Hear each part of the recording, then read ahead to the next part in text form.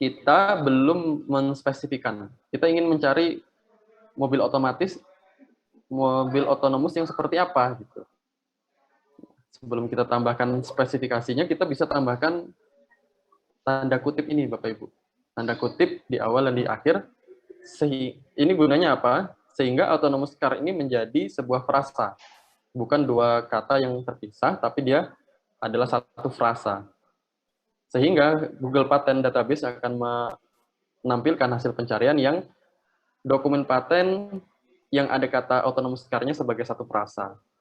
Jadi bukan autonomusnya di mana, car-nya di mana. Nah, ini fungsinya kita menuliskan tanda kutip ini. Nah, mungkin Bapak Ibu di jurnal sering juga melakukan ini, saya yakin. Misalkan di Science Direct atau di IEEE, jika kita ingin mencari beberapa satu frasa tapi terdiri dari lebih dari satu kata, maka kita gunakan tanda kutip ini. Ya mirip, nggak berbeda jauh. Nah, dari resultnya saja kita bisa lihat hasilnya langsung turun drastis dari 135.000 menjadi sekitar 3.000 saja. Itu penurunannya sangat drastis. Mungkin ini yang memang kita cari ya. Tapi masih banyak nih, masih 3.000, masih sangat banyak. Kalau cari satu persatu juga masih menghabiskan waktu. Maka kita tambahkan kelebihan apa yang ingin kita tambahkan di mobil otonomus kita. Contoh, saya terpikirkan mobil otonomus saya punya peta yang dinamis di dalamnya. Bisa menganalisis peta. Kan pasti mobil yang otomatis itu dia menganalisis peta, kemudian dia mengikuti peta seperti kita mengikuti Google Maps. Tapi di sini mobilnya yang membaca Google Maps dan mengikuti alur yang seperti di Google Maps itu. Maka saya tambahkan frasa baru, yaitu dynamic map. Nah, di sini saya bisa lihat hasilnya menjadi hanya 41. Nah, ini lebih make sense, lebih masuk akal bagi kita untuk mencari mana ya yang paling cocok dokumen paten yang saya bandingkan gitu. Nah, dari ini baru nanti kita klik satu persatu atau bisa kita urutkan dari paling atas Bapak Ibu. Karena di Google itu kita bisa mengurutkan sort by-nya adalah relevance. Nanti kalau Bapak Ibu klik di sini, relevance ini ada pilihannya newest dan oldest. Saya sampaikan, saya rekomendasikan gunakan relevance saja. Jadi jangan newest atau oldest. Kita gunakan sort by-nya relevance, sehingga apa yang ditampilkan di halaman pertama ini sudah sangat-sangat relevan dengan apa yang kita ketikkan di kolom pencarian. Contohnya nih, salah satu hasilnya yang paling atas, Autonomous Driving Assistance Device, Autonomous Car, Autonomous Driving. Nah, ini bisa diklik. Nanti di sana kita akan bisa melihat lengkap mulai dari latar belakangnya, kemudian dokumen pembanding apa yang digunakan di paten tersebut, klaim apa yang dia tulis, nah itu kita bisa buka. Sebelum lebih lanjut ke dokumen paten, kita cek dulu, kita lihat database yang lain nih Bapak Ibu. Nah, kan tadi ada Kantor Paten Indonesia punya database juga. Kantor Paten Indonesia di PDKI Indonesia ini, kita juga bisa search nih. Misalkan tadi, autonomous car, saya search-nya di sini bahasa Indonesia. Mobil pasti otomatis. Maka menampilkan hasilnya sekitar 1.471 data. Dan tiap baris, dia ada, tiap halaman ada 1-10. Nah, ini kita ingat-ingat ya, ada 1.471. Nah, yang muncul akan beragam nih. Mulai dari alat parkir mobil otomatis, mesin pencuci mobil otomatis, ya. Jadi asalkan ada kata mobil dan ada kata otomatis, maka akan dihasilkan di database paten Indonesia ini. Nah, yang ingin saya sampaikan adalah ketika kita mencoba menggunakan frase, maka frase ini tidak berlaku di database paten Indonesia ini. Jadi frasa yang tanda kutip itu tidak mengubah hasil pencarian. Dia tetap 1.471 dengan hasil yang sama persis dengan yang tadi saya tuliskan mobil otomatis tanpa tanda kutip. Jadi yang ingin saya sampaikan adalah kalau kita search di pangkalan data KI Indonesia, maka kita tidak bisa menggunakan frase ini, tanda baca kutip ini, quote and quote ini, sehingga kita nggak bisa cari yang benar-benar beberapa kata menjadi satu frasa, itu susah. Anggap saja kita ketemu salah satu paten dan kita klik. Nah, kemudian ada di sini keterangannya, nomor permohonannya berapa, kemudian dia didaftarkannya tanggal berapa, tanggal penerimaan itu artinya paten ini didaftarkan tanggal tersebut.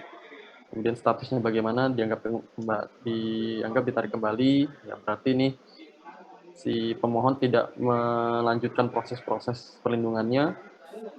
Nah, di sini kita agak kesulitan di dokumen database paten Indonesia karena abstraknya kadang-kadang tidak ada, strip, kemudian kita tidak bisa melihat gambarnya, dan juga kita tidak bisa melihat detail latar belakang, klaim, gitu ya, Bapak Ibu. Nah, ini salah satu kelemahan yang mungkin insya Allah terus diperbaiki oleh Dirjen KAI. Contohnya ini yang cukup lengkap. Nah, ini ada gambarnya, ada abstraknya, tapi tetap kita tidak bisa melihat klaim. Apa yang dia klaim, gitu. Apa yang dia ajukan perlindungannya, bagian mananya. Gitu. Kalau di abstrak ini belum terlalu terlihat. Diklaim lah yang dapat kita lihat, dokumen paten ini melindungi bagian mananya saja. Itu adalah di bagian klaim invensi. Nah, di bagian bawah, kalau kita scroll, teman pencarian ini, maka kita bisa lihat nama pengusul siapa. Contohnya Perak Engineering Private Limited. Kalau Unan ya Universitas Andalas. Atau mungkin LPPM-nya. Ini juga ada alamat. Dan kita lihat di sini kewarganegaraannya, Bapak Ibu. Di sini IN. Nah, ini mengindikasikan dia dari India. Kita juga lihat inventornya semua dari India. Kemungkinan besar paten ini adalah, kita bisa prediksi, sepertinya paten ini paten yang didaftarkan di banyak negara deh. Selain di India, dia juga didaftarkan di Indonesia, mungkin didaftarkan di Cina, di US, di Eropa. Bagaimana cara saya bisa mengakses dokumen paten ini yang secara lengkapnya? Karena di Indonesia tidak ada, maka saya bisa mencarinya di database paten WIPO. Contohnya begitu. Bapak Ibu bisa copy tadi nama pengusulnya, Perak Engineering Private Limited tadi, kemudian masukkan ke kolom pencarian dan kita cari. Dan ternyata benar prediksi saya, dia juga daftar di berbagai negara dengan judul, tentunya dengan judul bahasa Inggris ya kalau di sini. Ya, contohnya ini, headline with day or night from vehicle position. Nah, di antara list ini bisa kita cari dokumen paten yang mirip tadi dengan yang kita temukan di database paten Indonesia, yang dimana di situ kita sayang sekali belum bisa melihat klaimnya, belum bisa melihat dokumen lengkapnya, deskripsinya seperti apa, konfigurasi alatnya bagaimana saja. Nah, itu bisa kita lihat di sini, kita klik, dan ternyata benar, dia salah satunya daftar di US, Bapak Ibu. Bisa dilihat, ini dua huruf awal ini menandakan kode negara ya. Kalau US berarti dia di Amerika Serikat. Kalau Indonesia ID. Kalau tadi IN India. Kalau Cina biasanya CN. Nah, US sekian, berjudul Automobile Headlight Assembly. Saya sangat penasaran dengan klaimnya karena paten itu yang diadu adalah klaim dengan klaim, gitu ya. Apa yang dia klaim itu tidak bisa kita klaim lagi. Maka saya langsung menarget, saya lihat klaimnya dulu. Apa saja yang dia klaim? Oh, susunan lampu depan untuk mobil gitu ya. Terdiri dari sumber cahaya minimal satu, kata dia begitu. Berarti kalau minimal satu, bisa lebih dari satu sumber cahaya nih lampu depannya gitu. Kemudian sebuah unit untuk menentukan arah dari mobil.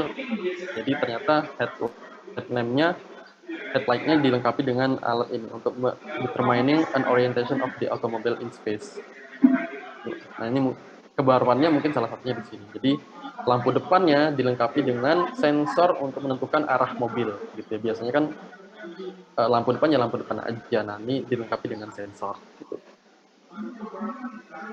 Ada ini sensor lagi, dia lengkapi dengan sensor lagi untuk mengetahui setir, arah setir, kemudian unit pengendali ya, untuk mengirimkan sinyal elektrik. Nah, di sini kita lihat oke, berarti kita tidak bisa lagi mematenkan headlight atau lampu depan mobil yang seperti ini ya. Kita harus cari celah. Nah, itulah gunanya kita melakukan penelusuran. Kita harus cari celah. Kita bisa patenkan di sisi mananya. Itu fungsi dari penelusuran ini. Dan di WIPO juga kita bisa lakukan simple search. Tadi seperti yang saya contohkan. Kemudian ada advanced search, ada field combination lengkap. Di sini nanti Bapak Ibu bisa coba. Ini karena keterbatasan waktu, kita bisa ini, mohon izin saya skip ya. Dan ini listnya untuk online database paten. Ini ada beberapa kantor paten Indonesia tadi di GNKI ini. Alamatnya GDKI strip Indonesia.bgip.go.id, Bapak Ibu. Kemudian tadi Google Paten bisa di patents.google.com. Ya. WIPO bisa di patentscope.wipo.int. Kemudian kantor-kantor paten di negara-negaranya masing-masing. Contohnya di sini kantor paten Amerika Serikat, ada di uspto.gov, kemudian ada kantor paten Eropa. Ini lebih enak karena Eropa itu dia satu benua itu membawahi negara-negara di dalamnya. Jadi database-nya cukup lengkap di sini kantor paten Eropa. Nah, ada juga database LIPI untuk KI LIPI, termasuk patennya di situ di Intipdaku Inovasi LIPI Go ID. Ini kami kembangkan untuk memudahkan mengkomunikasikan apa saja yang sudah kami patenkan, apa saja yang sudah kami catatkan hak ciptanya, varietas tanaman apa yang sudah kami lindungi. Nah, itu bisa Bapak Ibu akses di alamat ini, intipdaku.inovasi.lipi.go.id. Tujuannya tadi, selain kita melihat positioning invensi kita, penelusuran ini akan sangat bermanfaat saat menulis dokumen paten karena hasil penelusuran akan kita gunakan sebagai latar belakang plus untuk positioning kita.